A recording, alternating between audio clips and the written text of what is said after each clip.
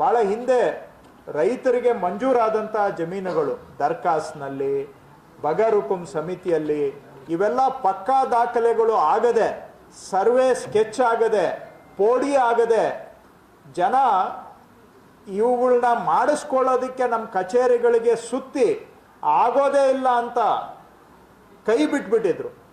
ಅನುಕೂಲಸ್ಥರು ಮಾತ್ರ ಏಕ ವ್ಯಕ್ತಿ ಪೋಡಿಯಲ್ಲಿ ಅರ್ಜಿ ಕೊಟ್ಟು ಅನುಕೂಲಸ್ಥರದೆಲ್ಲ ಆಗ್ಬಿಟ್ಟಿದೆ ಹಣವಂತರದ್ದು. ಆದರೆ ಅಮಾಯಕರದು ಆಗದೆ ಬಾಕಿ ಉಳಿದಿದ್ದು.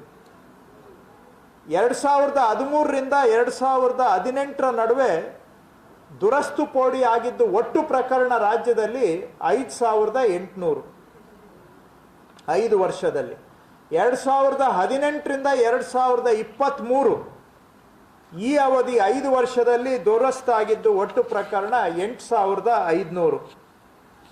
ಈಗ ನಾವು ಒಂದು ವರ್ಷದಿಂದ ಜನಗಳ ಅರ್ಜಿಗೆ ಕಾಯದೆ ನಾವೇ ಹೋಗಿ ದುರಸ್ತು ಪೋಡಿಯನ್ನು ಮಾಡಿಕೊಡ್ತಾ ಇದ್ದೇವೆ. ಈ ಒಂದು ವರ್ಷದಲ್ಲಿ 1,89,499 ರೈತರದನ್ನು ಪೋಡಿ ದುರಸ್ತಿಗೆ ಕೈಗೆತ್ಕೊಂಡಿದ್ದೇವೆ.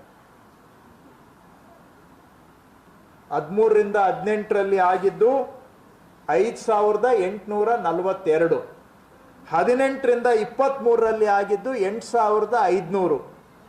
ಈಗ ಕಳೆದ ಒಂದು ವರ್ಷದಲ್ಲಿ ನಾವು ದುರಸ್ತಿಗೆ ಕೈಗೆಟ್ಕೊಂಡಿರೋದು 1,89,499 ಪ್ರಕಾರ ರೈತರ ಸರ್ಕಾರದಿಂದ ಮಂಜೂರಾಗಿರ್ತಕ್ಕಂತಹ ಜಮೀನನ್ನ ಪಕ್ಕಾ ದಾಖಲೆಗಳನ್ನು ಮಾಡಿಕೊಡ್ತಕ್ಕಂತಹ ಕಾರ್ಯಕ್ರಮದಲ್ಲಿ ಪ್ರಗತಿ ಆಗಿರ್ತಕ್ಕಂತಹದ್ದು.